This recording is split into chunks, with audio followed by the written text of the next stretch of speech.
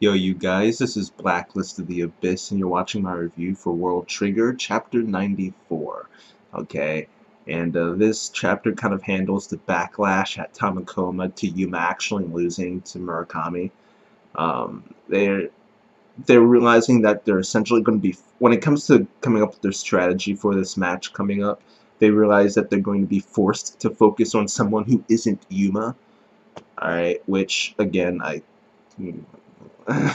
I called this like on two different occasions at least. Okay, they're not going to be focusing on Yuma. They can't afford to. All right.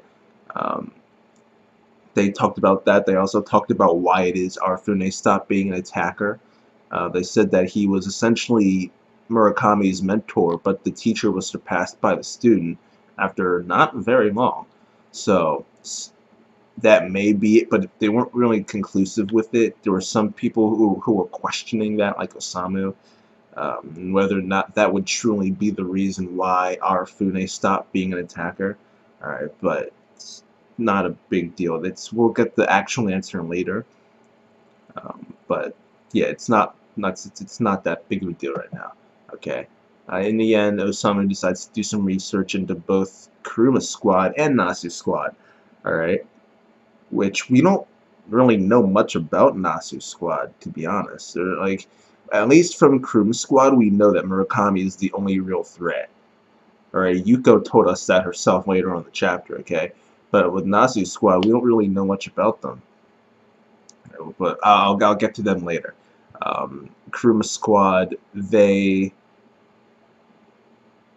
in some ways they're feeling confident because Murakami was able to defeat Yuma, but at the same time they realize that well, at least Murakami does. He realizes that it's possible Yuma wasn't actually going all out, for one, and two, he realizes that it's possible for Yuma to actually improve during the time they have left leading up to the match. Alright. So plus their strategy and all that, so he doesn't want to count Yuma out just yet. Okay. Um, yeah, then there's that Taichi kid. He's like, he's really, really annoying. Like, my opinion on him is the same as the operator for Kuruma Squad, whatever her name is, I forgot. Alright, Cone, I think they called her at one point. Um, my opinion on him is the same as hers. He's just really annoying. Like, no, I just can't handle him. I can't do it. I just can't do it. Alright, but whatever. Alright, Nazi Squad. Alright, they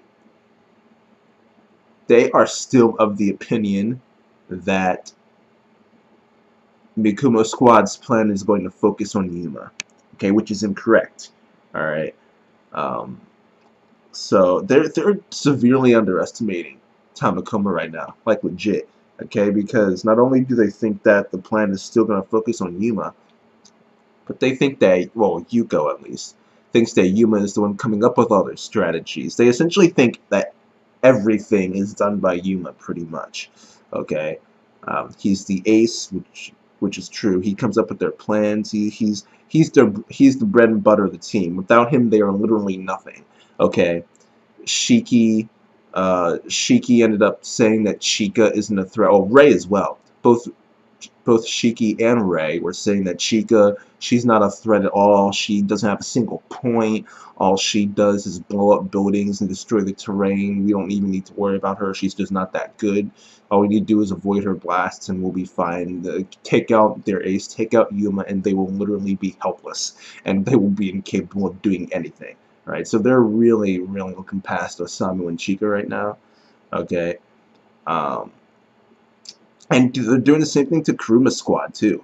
Like I mentioned a couple minutes ago, Murakami's it for them, pretty much. Murakami is the Yuma, and then Kuruma and Taichi are Osamu and Chika. Like Murakami is it for them. So, which of course, well, no, we can't really say the same about.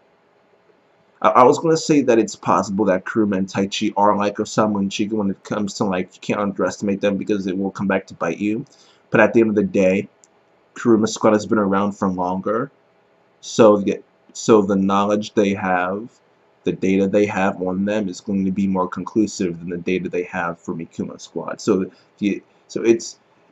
it's more likely that they're right when they say this about Kuruma Squad. Okay, all right, but yeah, they're thinking that Murakami is going to be the biggest threat that they have. Um, and he's pretty freaking good. Apparently, they've lost to Murakami and Kuruma and Taichi 6 times in a row. Okay, so it's not really looking too good for them. Suwa Squad managed to beat them once, not too long ago. I forgot the exact timeline, but it wasn't that long ago. So they're essentially going to try and steal Suwa Squad's strategy. They're going to focus rather than keeping it close range, because Murakami's an attacker, so you don't want to be stuck in his range. They want to keep this mid-range, like shooter range, because that's what Rei is, and Rei is just like a really good shooter. Apparently, she looks like, I mean, she's sitting there in bed. She looks like she's sickly. Like I I don't want to like make assumptions or anything. Maybe she was just tired, or like was like doesn't wake up till like 5 in the evening or whatever, and maybe she was just getting up, and that's why she was in bed. I don't know, but it looks to me like she's got a weak constitution or something. All right, so I mean, but apparently she's a really good shooter, the best of the 3, better than Kuruma and better than Osamu. Though Osamu hasn't been around as long, so it's pretty obvious he'd have less points than them. But so that's actually another thing. Right? So it's not necessarily that they're better than Osamu, it's just he hasn't been around as long, so he doesn't have as many points. Right, but anyway, the point is that Rei is essentially going to be the focus of their strategy. So the stage they choose, because they can choose the stage this round.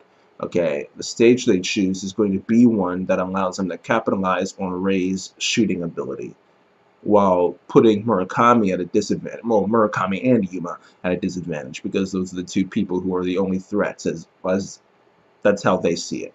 All right, but that's not all though. All right, because the 3rd member of their team, Akane, is just a giant mystery. All right, so she's definitely someone to look out for as well. But yeah, I mean, it's on the one hand, Nasu Squad is severely underestimating Osamu and Chika, and just they are incorrectly assuming that Yuma will be the focus of the strategy. But on the other hand, the strategy that they come up with for Murakami kind of works with Yuma as well. So it's like the strategy they're coming up with is actually kind of good, despite the fact that it's erroneous when it comes to the assumptions they're making about Osamu and Chika.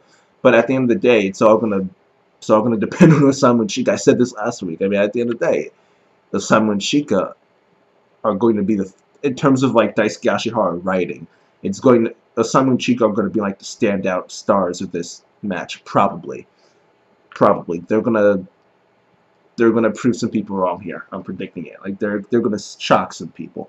Okay, they've got to do something. Either that, or they're just gonna get blown out. It's either a blowout or Osamu and Chika surprise people. All right, those are the only possibilities here. All right, so yeah. At the end of the chapter, well, we had a little talk here between Yuma and Rindo, but yeah, it's not really worth mentioning. Really, it was a cool moment, but not really that important in the grand scheme of things. Not really. But after that, we skipped to the day of the match. So yeah, next chapter, it should be good. I'm interested in seeing the stage that Nasu Squad chose. I'm interested in seeing Akane in general. Like, we know what she looks like, kind of, because that chibi face that she had as her icon, but or as her avatar. But I mean, I'm interested in seeing what she can do in combat. Like, I'm interested in seeing what she can do.